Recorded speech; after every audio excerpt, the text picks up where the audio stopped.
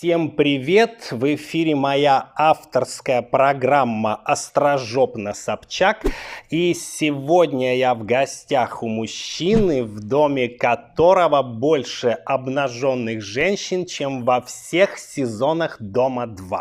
Поэтому просьба всех людей с повышенной чувствительностью отойти от экранов, так как вас в любой момент может стошнить во время этого интервью. Мой сегодняшний собеседник Фекалий Гондунский. Здравствуй. Приветствую тебя, Ксения Анатольевна, в моих скромных хоромах. Слушай, по правде говоря, твои хоромы напоминают мне некий такой микс особняка Хью Хефнера и приемную райадминистрации. С одной стороны, тут голые бабы, а с другой грамоты и благодарности от властей. Понимаешь, Ксения Анатольевна, я просто живу по принципу эротика и почетность. В том смысле, что в этом доме ты либо снимаешь лифчик, либо получаешь орден. И вот как-то так всегда складывается, что именно я получаю орден. То есть ты такой себе российский Пи Диди с Алиэкспресса? Нет, ты ошибаешься. Я всего лишь Кузя с универа.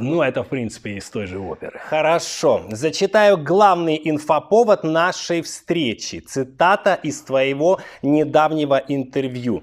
«Женщина не имеет права при мужчине находиться в плохом настроении. Если у тебя плохое настроение, иди в сад». Ксения Анатольевна, во-первых, мои слова были вырваны из контекста. Я сказал несколько по-другому. Если у тебя плохое настроение, иди в сад сразу. Чувствуешь разницу? Не когда-нибудь иди в сад, а сразу избавь меня от своего уныния. А во-вторых, давай так, ты сейчас в хорошем настроении. Просто если что, то сад у меня за домом в саду. Не беспокойся, я сейчас в хорошем настроении. Тебе никто его не испортил? К примеру, я своим тупорылым плюшевым костюмом. Нет, все хорошо. На всякий случай уточню, месячные у тебя когда? Какое это имеет значение? Просто если они вдруг начнутся во время нашего интервью, то сразу предупреждаю, тебе не в сад, а в специальную комнату для месячных. Она у меня как раз на 4-м этаже, чтоб тяжелее было туда подниматься. Так что, если вдруг что, милости прошу, как говорится, оттуда и будешь задавать мне свои вопросы. Спасибо, конечно, но я все же хочу здесь услышать твой ответ на свой вопрос. То есть ты считаешь, что женщина в плохом настроении должна просто взять и уйти из дома? Во-первых, это непросто. Поверь, это достаточно сложно выпереть ее в такой момент из дома. Она что, уходить не хочет. Хорошо, что я сильнее, талантливее, успешнее и могу просто взять и послать ее на 3 буквы. Это куда? В сад, куда же еще, я же говорил. Сама посуди, нахрена она мне нужна в плохом настроении, если я заплатил за хорошее? Правда, какого рожна я должен смотреть на ее тоскливое, скучное, подавленное и унылое табло? А если у нее вдруг еще и, не дай бог, наступит меланхолия? Мне что, придется резко бежать за телефоном, лезть в интернете, срочно гуглить, что такое меланхолия? А моей голове запомнить одно новое слово, это значит потерять одно старое. А это ж уже будет потеря потерь. Поэтому, как я уже говорил, у тебя плохое настроение, иди в сад сразу.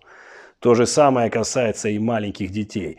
Ты маленький 3-месячный ребенок, который капризничает, плачет и орет по ночам, потому что у него, видите ли, какие-то там колики. Почему я должен это все слушать? Особенно, когда мне нужно нормально выспаться, потому что у меня завтра выходной. Извините, но мне перед выходным надо хорошенько отдохнуть. Поэтому, если у тебя, маленький ребенок, плохое настроение, тоже в сад, только детский. Хорошо, тогда ответь, почему, несмотря на всю твою мизогинию, ты все равно считаешь, что возле тебя обязательно должна быть девушка? Я тебе отвечу. Просто я не хочу, чтобы она страдала где-то без меня. Уж лучше со мной, чем никак. Главное, чтобы я этого всего не видел. Как это говорят, настоящий мужчина должен в жизни сделать 3 вещи. Посадить дерево, построить сад и отправить туда женщину в плохом настроении. А, еще четвертая вещь – испортить ей перед этим настроение. Вот. Тебе не кажется, что с твоей стороны это типичная дискриминация? Почему же? Я всегда верил и верю в равенство полов. Я и женщина, мы всегда равны. Правда, я чуть равнее. Я считаю, что у женщин тоже может быть мнение. Главное, чтобы оно совпадало с моим.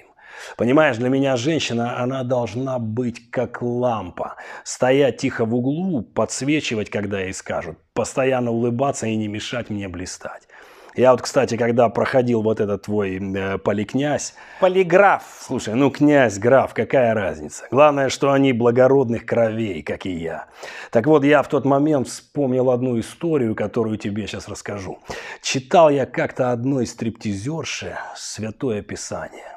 Причем читал я его ей в саду, у нее просто в тот момент было плохое настроение, а мне как раз почитать некому было, себе-то я уже раз 5 читал. И ты знаешь, у этой стриптизерши был такой царский вайб, что я даже не заметил, как со Святого Писания я плавно перешел на пакт Алена Далласа. А она мне такая: слышь, руки убрал. А я такой сижу и понимаю, что я даже в сад ее не могу послать. Она ж уже и так в саду. Вот такая вот парадигма.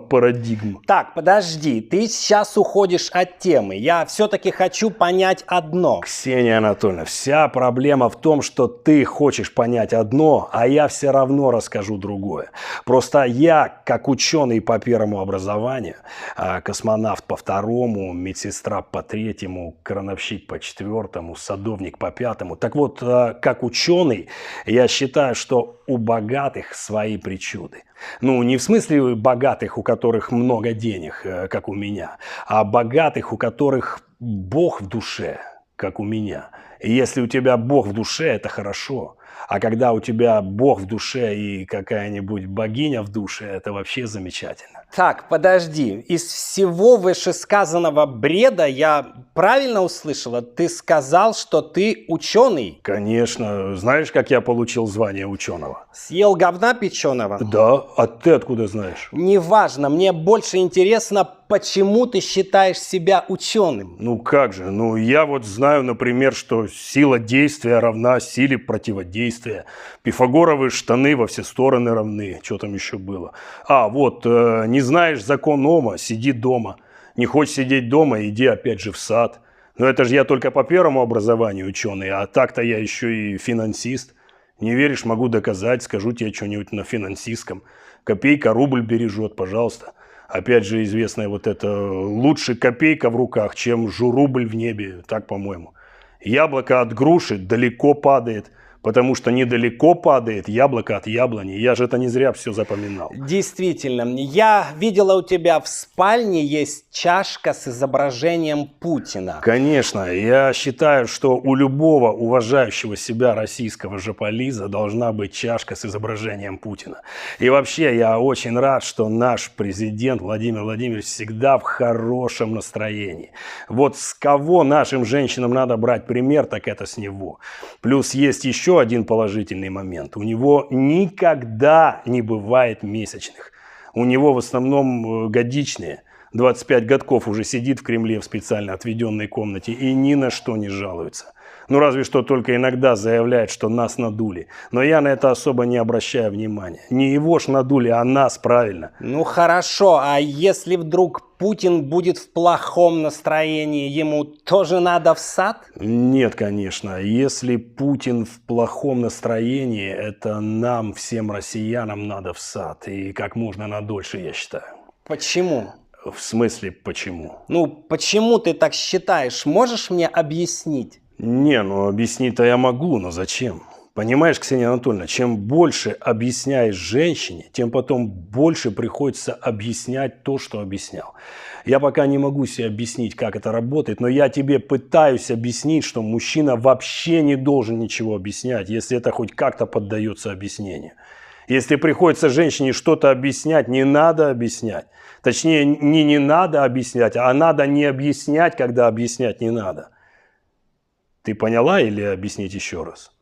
Сад там? Угу.